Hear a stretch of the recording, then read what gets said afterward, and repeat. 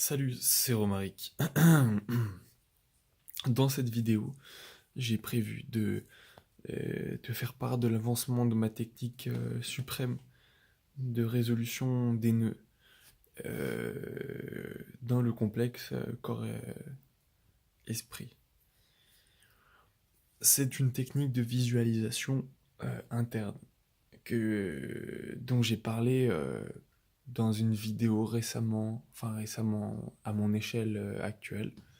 Mais tout à la fin d'une vidéo dont le propos n'était pas forcément très intéressant, donc ayant peur que le public qui mérite cette technique ne l'ait pas vue, euh, et ben je me sens obligé de repartager euh, cet outil suprême de guérison. Alors en fait ça consiste, alors là je reprends des bases plutôt, bon peu importe d'où ça vient. À l'inspire, tu détends et à l'expire, tu contractes depuis le périnée. Voilà. Là, sans forcer, dans toutes les directions, et quand dans une direction, au niveau d'une côte, au niveau d'une vertèbre et tout, ça bloque, tu forces pas et tu continues de gonfler dans toutes les autres directions. Là, tu profites de la petite seconde entre les deux, inspiration, expiration. Tu peux aussi bloquer et essayer de te redresser en même temps. Et puis là vient le moment de l'expiration, que j'ai entamé parce que je parle. Et là donc tu pinces, bah écoute, le muscle PC, quoi, le terrain de boule. Je suppose que t'as la même chose à peu près si t'as un muscle similaire si t'es une femme. Et donc tu contractes, en fait t'expires en partant du bas, et puis tu vas essayer de contracter comme ça le long de cet axe en fait qui va se tirer enfin le long de ta colonne. Et puis idéalement, il faudrait que ça tire un grand trait, un grand axe entre ton crâne, le bas de ton crâne, et, euh, et la jonction de ton bassin et de ta colonne. Voilà. Alors, pour aller plus loin dans la technique, parce que là j'invente pas grand chose, la visualisation intervient par, comment dire, essayer de modéliser, essayer de créer une représentation mentale d'un souffle, comme tu vois ces images de peinture qui sont mises dans de l'eau, et qui du coup, ou de l'encre comme ça, qui apparaissent dans de l'eau translucide et qui, comme un nuage, voilà, va remplir le contenant. À chaque inspiration, il faut que ce soit ça. Il faut que tu arrives à te voir sans bosse, sans angle, sans creux, sans montagne. Ça tu le vois très bien dans tes côtes, qui sont parfois superposées les unes aux autres, et à contrario, des fois elles sont trop écartées, et du coup tu vas sentir une pointe comme ça le long de ta peau. Donc si tu fais un geste répété et qui fait frotter, bah tu vas avoir une ampoule de l'intérieur, c'est pas très agréable. Enfin, je sais pas si c'est une ampoule, je pense pas que ça fasse du pub, mais tu sais, ça fait cette inflammation caractéristique des articulations qui sont peu utilisées, voilà, peu activées, où la conscience se rend peu souvent. Euh, En fait, ce qu'il faut, c'est visualiser la sensation que ça fait d'avoir euh, la pleine possession de, euh, comment dire, ce cylindre qui se retrouve constamment dans ton corps. Donc, si tu tranches mon bras, là, tac, tu vas voir un cercle. Et tu remontes, ça fait un cercle. Si tu me tranches en deux, tu vas aussi voir, enfin, du coup, pas vraiment un cercle, mais un ovale. Il faut que tu visualises comme ça, ovale, ovale, ovale, ovale. Il faut que tu vois tout cet ovale, voilà, euh, vraiment sans impact, sans... Il faut que tu arrives à relâcher et tu peux là utiliser euh, une extension de la technique qui consiste à, comme sur un feu, t'inspires, c'est comme si tu souffles sur les braises qui sont situées dans ton dantian inférieur, ton deuxième chakra, c'est-à-dire deux doigts en dessous de ton nombril. et 3 doigts à l'intérieur. Si tu arrives à visualiser ce centre euh, énergétique, alors voilà, après on l'interprète comme on veut, moi je le verrais comme un point de convergence en fait de beaucoup de points de pression engendrés par, comment dire, tu vois le buste est ainsi fait que il y a des muscles devant et des muscles derrière. Mais c'est pas si simple. Il y a des muscles qui viennent profondément.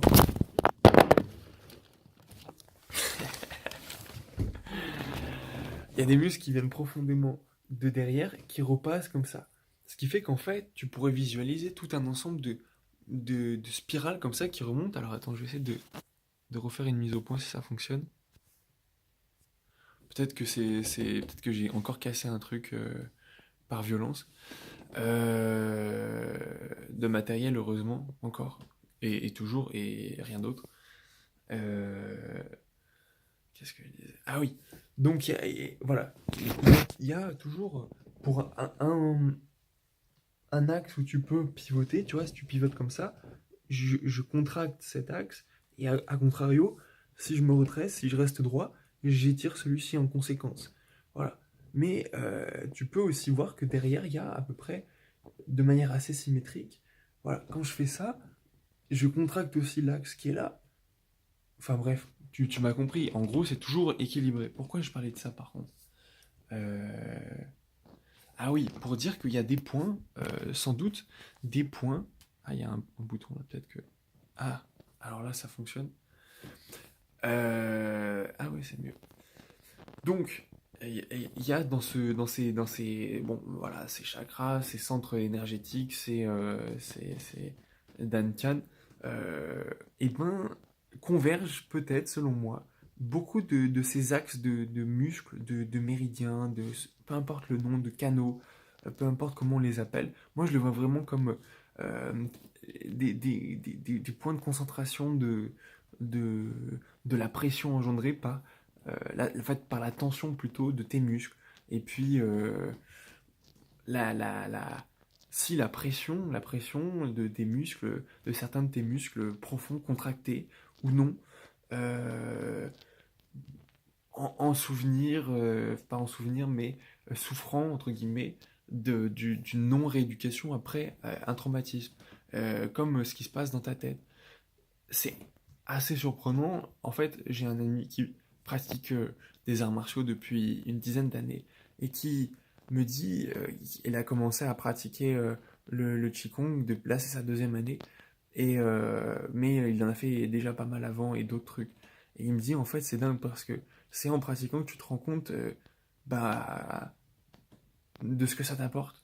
C'est-à-dire qu'il faut de la persévérance pour trouver, en fait, peut-être à l'intérieur de toi, par toi, le bénéfice de mouvements corrects. C'est là, en l'occurrence, je vois souvent en faisant des exercices d'étirement. Alors, je crois que c'est simple, un truc de tai chi très simple, c'est voilà, ce mouvement. Au fait, au lieu de pousser, tu vas. En fait, c'est vraiment, comment dire, peut-être comme en aïkido aussi, tu vas te servir de la force. Enfin, tu vois, tous les arts martiaux vont te dire ça, j'ai l'impression, mais tac. Bref, ça, c'est aussi ce que tu peux rencontrer le long de cette progression, le long de tes côtes. Parce qu'en fait, du coup, en contractant, voilà, on va revenir à la technique, en contractant depuis le muscle PC, tu vas en fait visualiser cet axe que en Kundalini, bah voilà, c'est le long, tu vas pouvoir visualiser ces deux serpents. Mais aussi, bizarrement, dans ces trucs de chakras, tu vois une question de pétales dans les chakras. Ça peut être aussi le nombre de, justement, pas de spirale vraiment, mais plutôt je sais pas comment on appelle cette forme. Bon, allez, on va dire que c'est une spirale, mais t'as vu que c'était pas une spirale.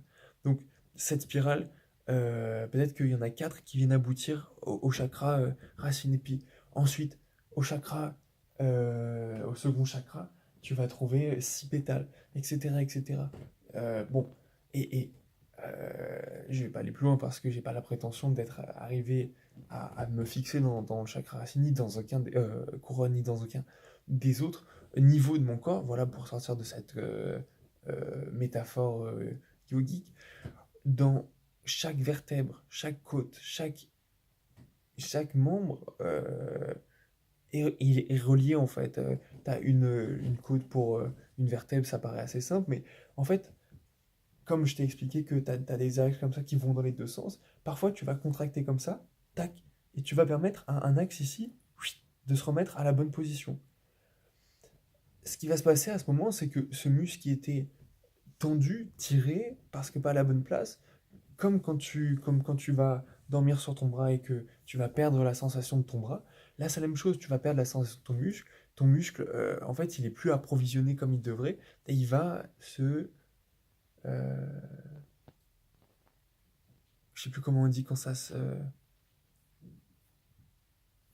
replie sur lui-même, bref, voilà, bon, désolé, ça me reviendra peut-être. Quand tu le remets dans son juste axe, en fait, l'effort devient très simple. T'as plus besoin de beaucoup de potentiel de force pour agiter tes bras. Ça veut pas dire que la force sert à rien, mais ça veut dire que tu peux sans doute optimiser ton action dans le monde physique à ce niveau, pratiquer l'action la plus rentable en optimisant tes mouvements. Voilà. Ça, c'est vraiment quelque chose que moi, je découvre avec euh, le wushu, que j'ai aussi commencé cette année. Euh, Même si je fais du yoga et depuis 5-6 ans, et que j'ai fait aussi du qigong et du tai chi.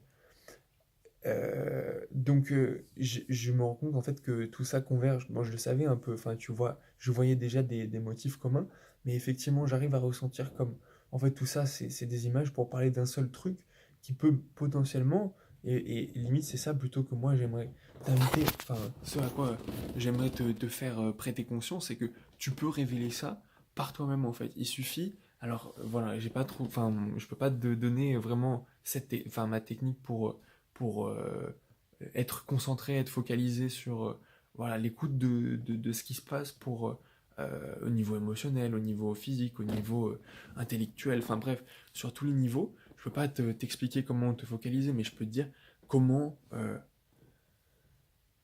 tu vois, te regonfler, te remettre en place et ne pas avoir peur de justement ces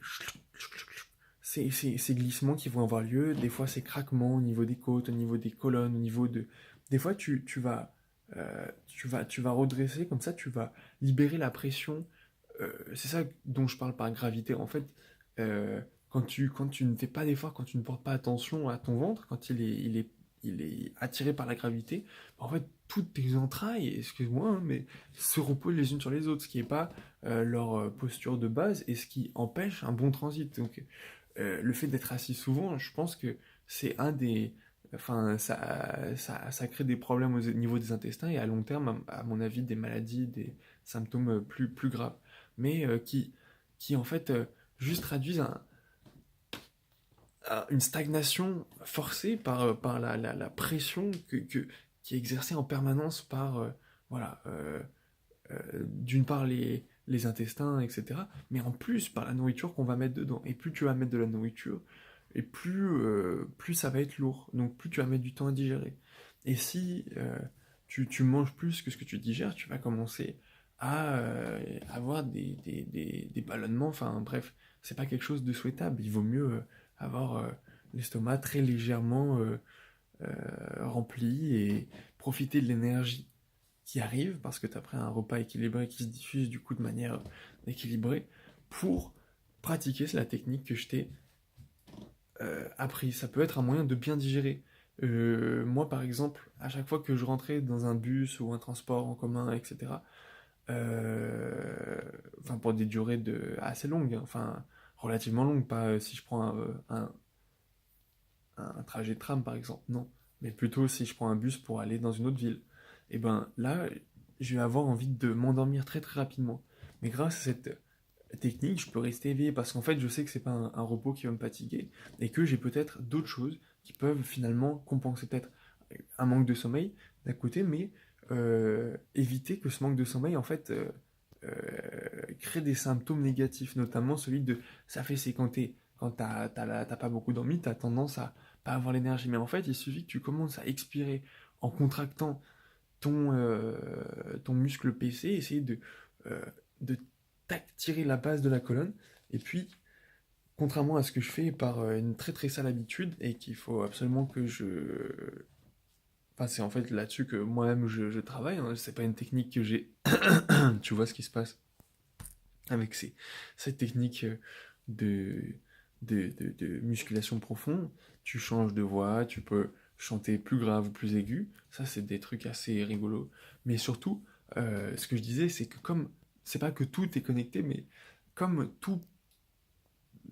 Imagine, voilà, imagine cet axe que j'ai décrit là sur la colonne et qui remonte comme ça, tac. Et ben, imagine qu'à chaque fois que tu as un, un os ou une vertèbre ou plutôt un muscle qui est mal mis, un tendon qui est trop étiré, enfin j'en sais rien, tu vois, regarde. Là par exemple, j'ai quand je déglutis, il y a ici une sorte de tendon qui va sortir, alors que de l'autre côté, non, je pense que c'est pas naturel, parce que ça crée beaucoup trop d'aspérité, et puis ça crée un effort supplémentaire. Et en fait, quand je remonte à la base de cette tension, elle vient au niveau de enfin pas de la clavicule, pardon. Et euh, c'est vraiment des parties, là, comme moi, tu as été élevé aux ordinateurs, c'est une partie qui a beaucoup souffert de la gravité, justement. Parce qu'on est constamment comme ça, on utilise très peu les bras en tension, en haut, ce qui fait que tout ça va avoir tendance à s'affaisser. Et bien sûr, euh, le long du corps, jusqu'à écraser donc j'ai dit, les intestins, la vessie, etc. Le pire, c'est d'avoir des pantalons serrés. Moi, je souffrais vraiment d'avoir des pantalons serrés et de rester la journée complètement assis. C'était horrible, c'était horrible. Et du coup, enfin, il y a beaucoup de ces inconforts qu'on est prêt à prendre parce que on a entre guillemets un environnement plus confortable que les pires exemples qu'on te montre. Tu t'en satisfais. Mais je dis pas que il faut forcément le quitter. Si tu pratiques cette technique que je t'ai apprise, que quand tu travailles, tu pinces comme ça, et puis ensuite, à l'inspiration par le nez, hein, expiration par la bouche, inspiration par le nez, t'inspires et que tu regonfles, tu vois les «Ah, là j'ai un blocage». Alors tu vas focaliser ton attention ici et tu vas non plus voir des petites spirales, mais plein de petits mouvements comme ça qui vont te permettre de visualiser, de reporter la conscience dans ces muscles que tu n'utilises en fait pas. Je te parle de muscles désactivés en fait.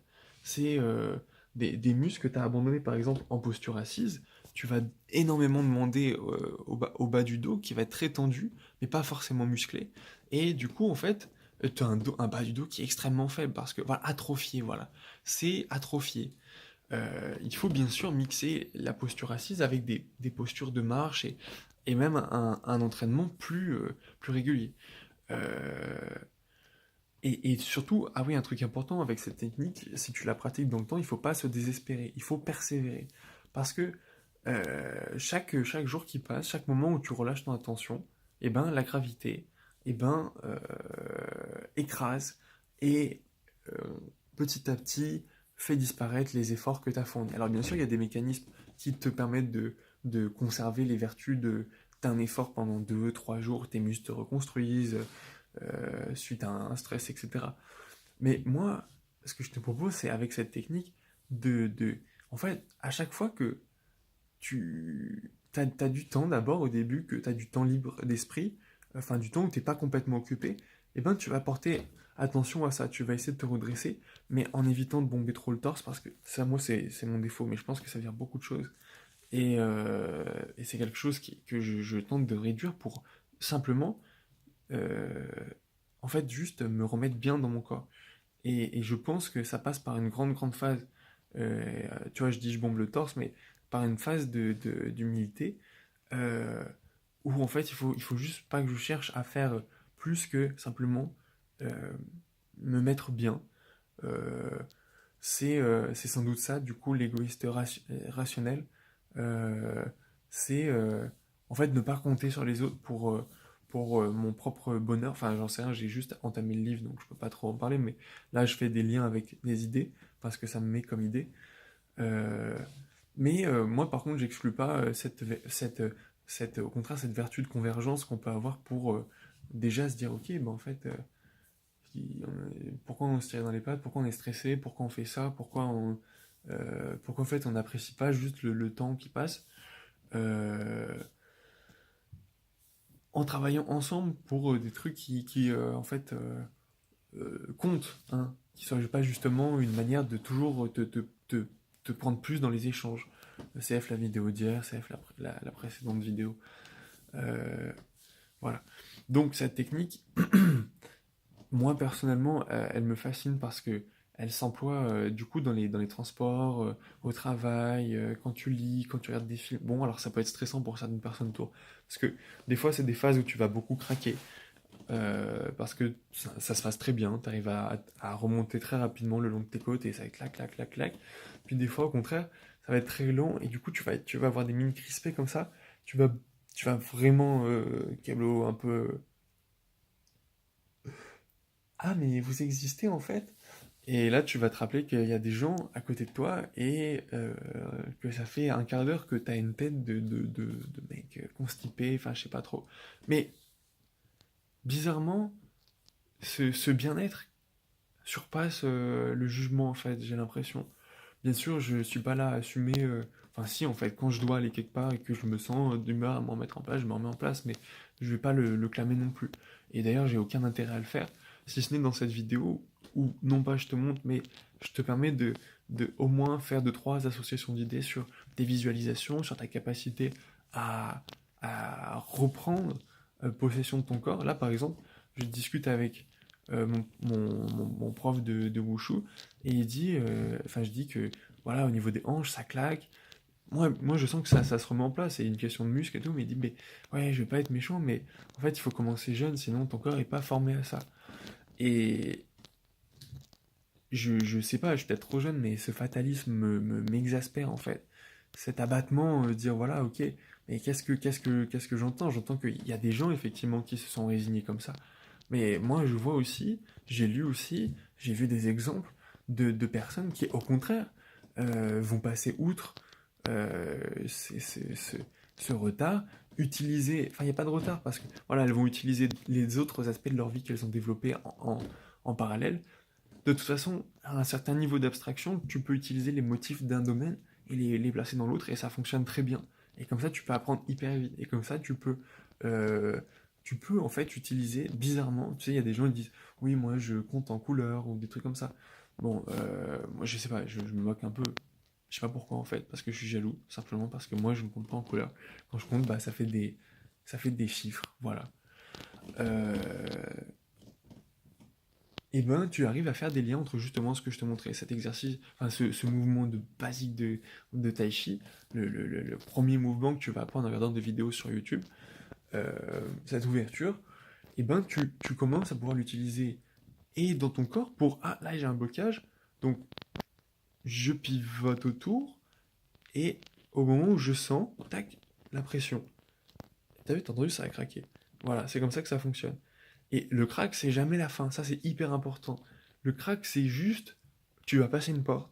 Mais si tu refermes la porte, enfin juste après, et que tu as galéré à l'ouvrir, eh ben elle sera toujours usée. Il faut en fait rentrer, nettoyer un peu les gonds, prendre possession de la salle, et puis dans la salle, il y a encore d'autres portes, et puis tu vas prendre comme ça de muscle en muscle, mais il faut bien d'une part partir par la base parce que sinon tu vas être instable et, euh, et déséquilibré et dans ton corps et dans ta vie et dans ta vie émotionnelle, etc.